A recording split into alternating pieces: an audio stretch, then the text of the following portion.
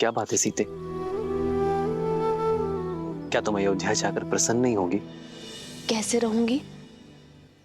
अयोध्या जाकर आप राजा होंगे, अपने कर्तव्य और प्रजा पालन में डूब जाएंगे। फिर मुझे कहाँ आपके साथ इतना समय मिलेगा जो यहाँ वनवास में मिलता है। वहां जय जयकार होगी,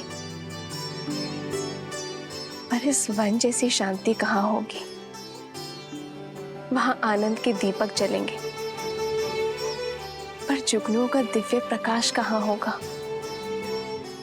ना ऐसी शांत नदी होगी और न ऐसी पुष्प वर्षा। तो मेरे लिए तो हानि ही होगी ना। अरे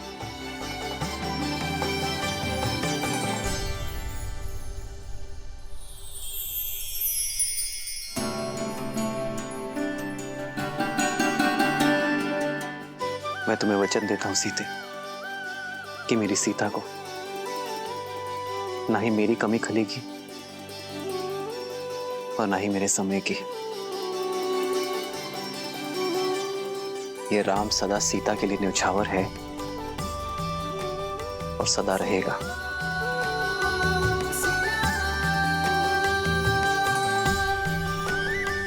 कदाचित ये क्षण कभी समाप्त ना हो।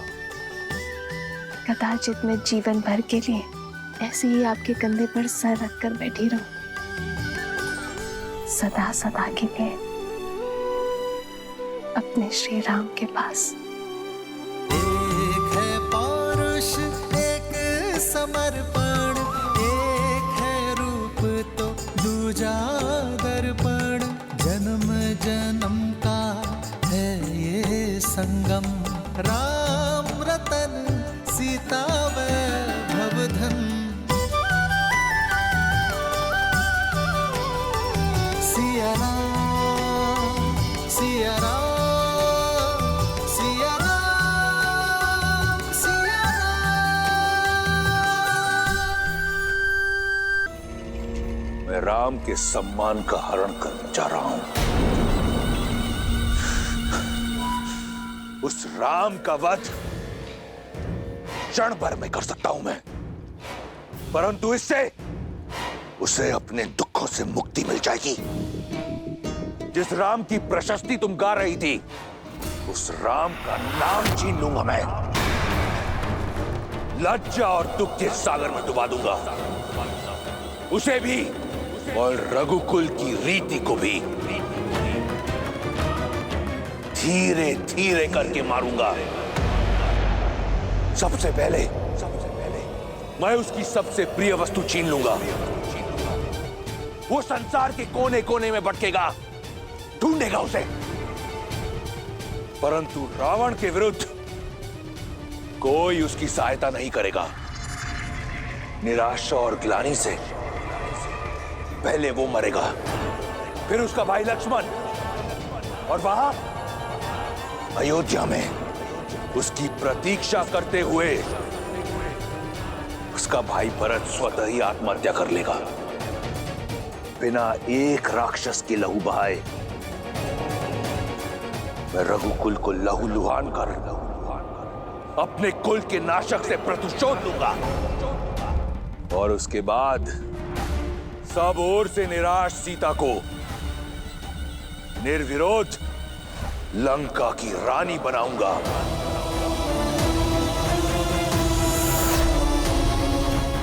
जो कार्य वर्षों पहले स्वयंवर में अधूरा रह गया था, उसे पूर्ण करने को सज हो जाओ। सीता का स्वागत।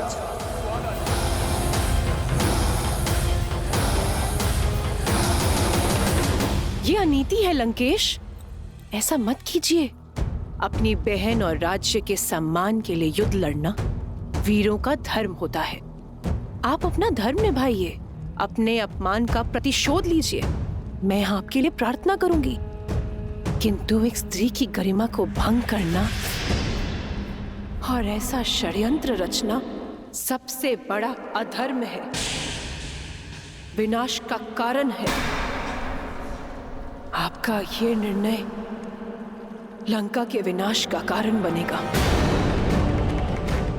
मेघनाथ कभी आपको यह अनुचित नीति अपनाने नहीं देगा।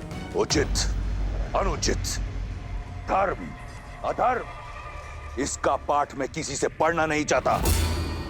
मेघनाथ इस योजना में सम्मिलित नहीं होगा। इसके लिए मेरे फेंके टुकड़ों पर पल रहा मेरा दास ही पर्याप्त है, और यही होगी उसकी निष्ठा की परीक्षा।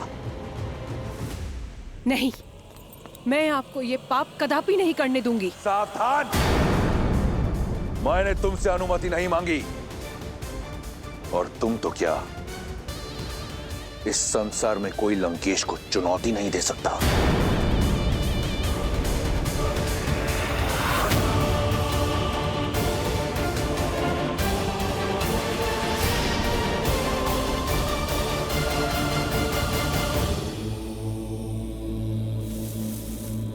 ओम नमः शिवाय। ओम नमः शिवाय। ओम नमः शिवाय। ओम नमः शिवाय। ओम नमः शिवाय। ओम नमः शिवाय। मारीच, आंखें खोलो। ओम नमः शिवाय। समझो साधना पूर्ण हुई। कैलाश पति ने ना सही, लंका पति ने तुम्हारी सुन ली। ओम मारीच, शिवाय। यदि एक बार और तुम्हें पुकारना पड़ा तो वो अंतिम शब्द होंगे इस जीवन में जो तुम सुनोगे। लंकेश महाराज, आप यहाँ? मुझ जैसे तुच्छ सेवक के यहाँ आपको आने की क्या आवश्यकता पड़ी? उद्धार के लिए।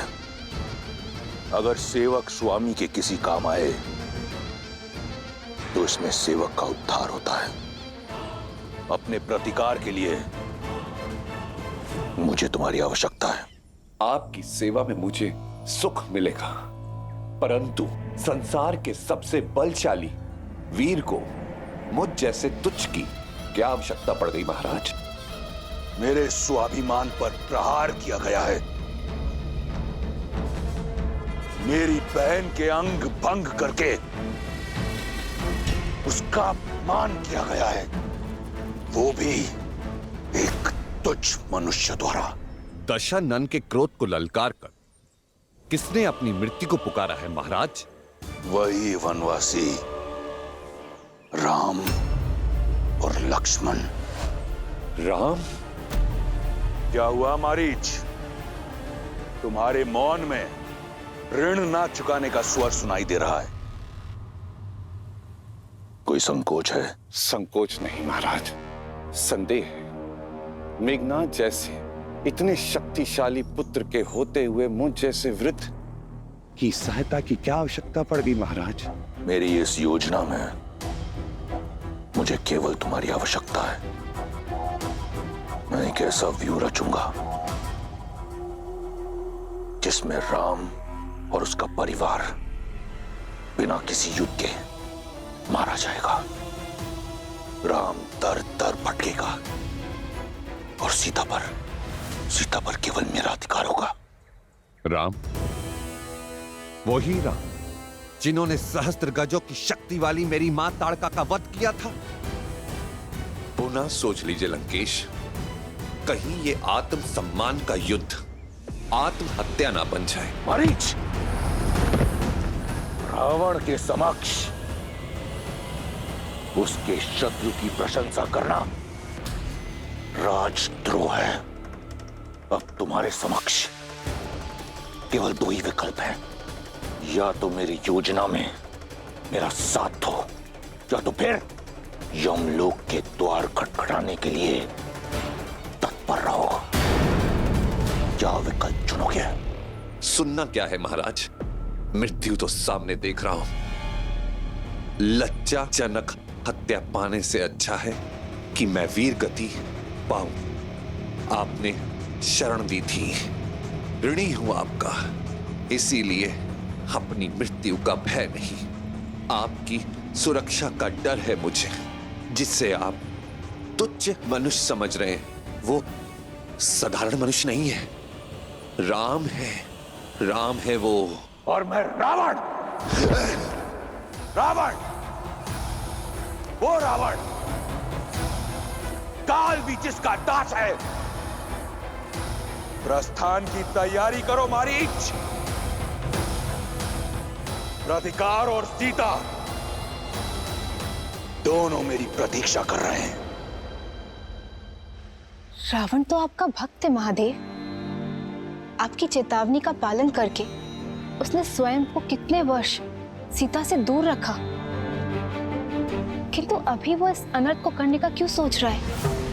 जब किसी का नाश समीप होता है तो उसका विवेक उससे दूर हो जाता है। रावण इतने समय तक मौन केवल इसलिए था क्योंकि उसके पास कोई उचित बहाना नहीं था, और अब शूर्पणखा के इस कृत्यों के पश्चात उसे एक अवसर मिल गया अपने दुष्कृत्यों को न्यायोचित ठहराने का। मंदोदरी, विभीषण, उन सब की चेतावनी को अनसुना कर वो एक ऐसे कर्म की ओर बढ़ चला है जो आने वाले समय में समस्त राक्षस जाति का सर्वनाश कर देगा।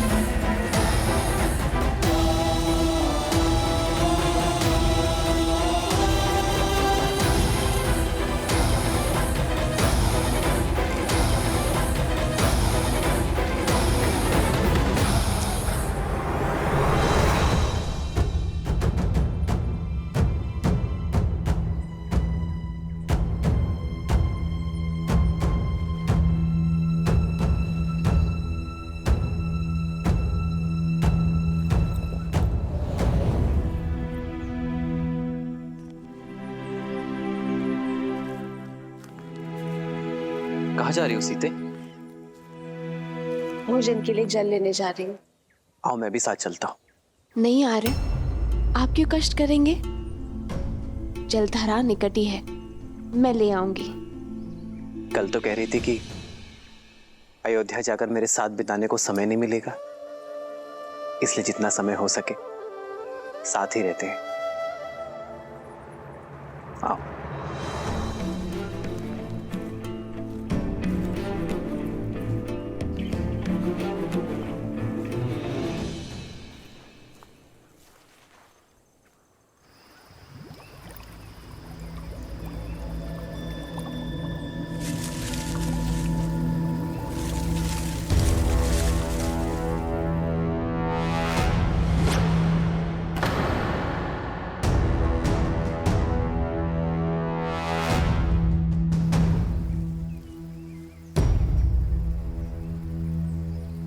लाओ सीते। जानती हूँ साथ आने का कारण मेरा साथ नहीं, सुरक्षा है। जब से शूर्पणखा का प्रसंग हुआ है तब से आप मेरी सुरक्षा को लेकर कुछ अधिक ही सतर्क हो गए हैं। आओ। मुझे विश्वास है रावण आपके समक्ष आने की भूल कभी नहीं करेगा, और यदि की तो उसकी दशा भी वही होगी जो आपके सामने आए अन्य असुरों की हुई। मैं जानती हूं कि आप मेरी सुरक्षा के लिए धरती पाताल एक कर देंगे। मेरी शक्ति का आधार तुम्हारा मुझ पर यह अटूट विश्वास ही है सीते।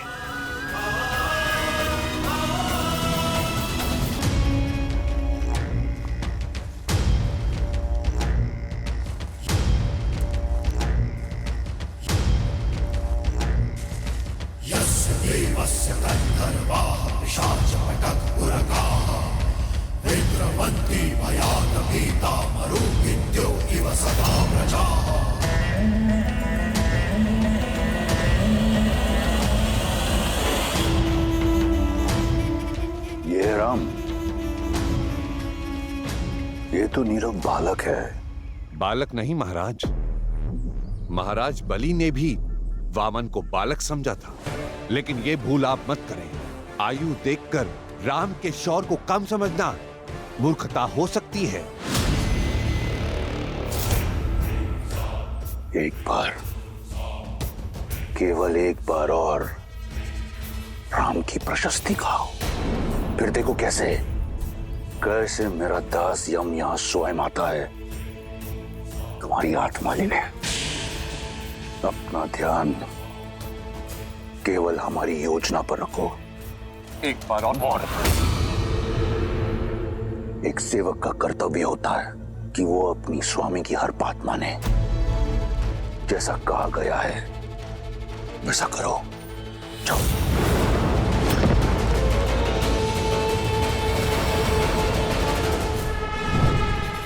अपने अद्भुत सौंदर्य से मोह लो सीता को और दूर ले जाओ बालक राम को सीता से।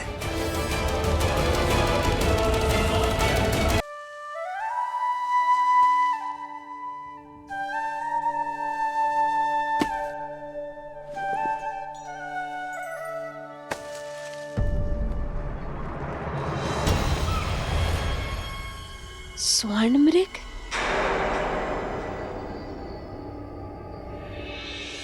उत्तम, अति उत्तम मारीच। भटकाओ उसका मन ताकि मैं उस बालक को भटका सकूं।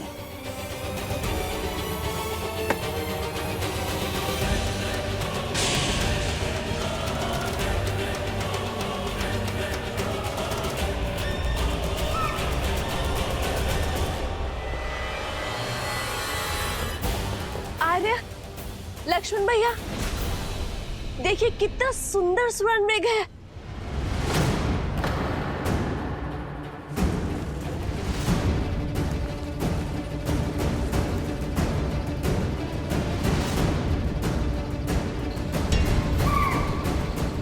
आर्य, वैसे एक बार स्पर्श करना चाहती हूँ।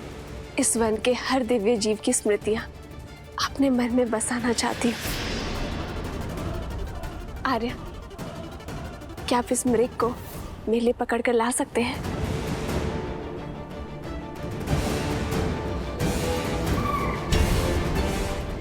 स्वर्ण मृग नहीं होते सीते। नहीं होते? तो ये यहाँ क्यों है? और इसका रूप कितना आनंददायी है आर्य। हर बार रूप आनंद का कारण नहीं होता सीते, कई बार भ्रम छलावा भी होता है। मुझे भय कि ये स्वर्ण मृग कोई माया जाल है। भूल गई सीते, रावण अपनी बहन शूर्पणखा के अपमान के प्रतिशोध का मार्ग खोजा है, और यह मार्ग माया जाल भी हो सकता है। हमें कुटिया में चलना चाहिए।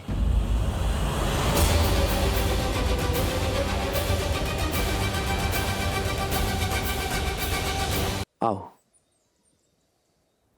जिस श्री राम के नाम मात्र से उनके शत्रु में भय उत्पन्न हो जाता है, उनका साथ होने पर मुझे क्षति पहुंचाने का दुस्साहस रावण भी नहीं कर सकता है। जो अपने भाई कुबेर का घर लंका छीन सकता है, जो अपने आराध्य महादेव को वश में करने का दुस्साहस कर सकता है सीते, वो कुछ भी कर सकता है।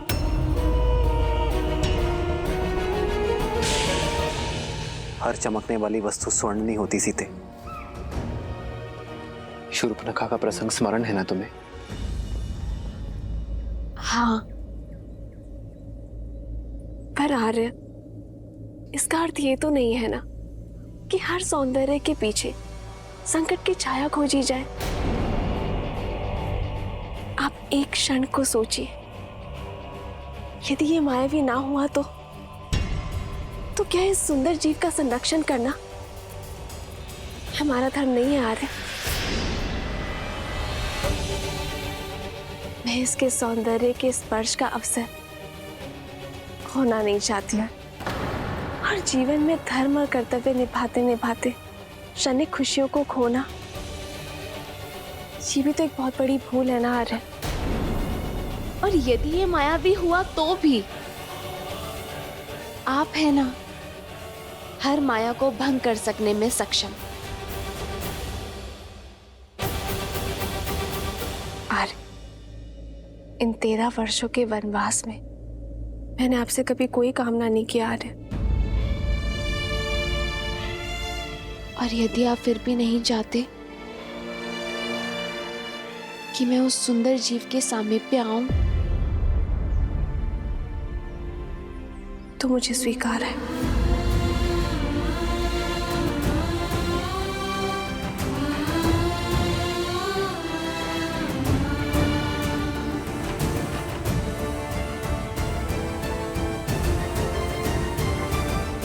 सीते,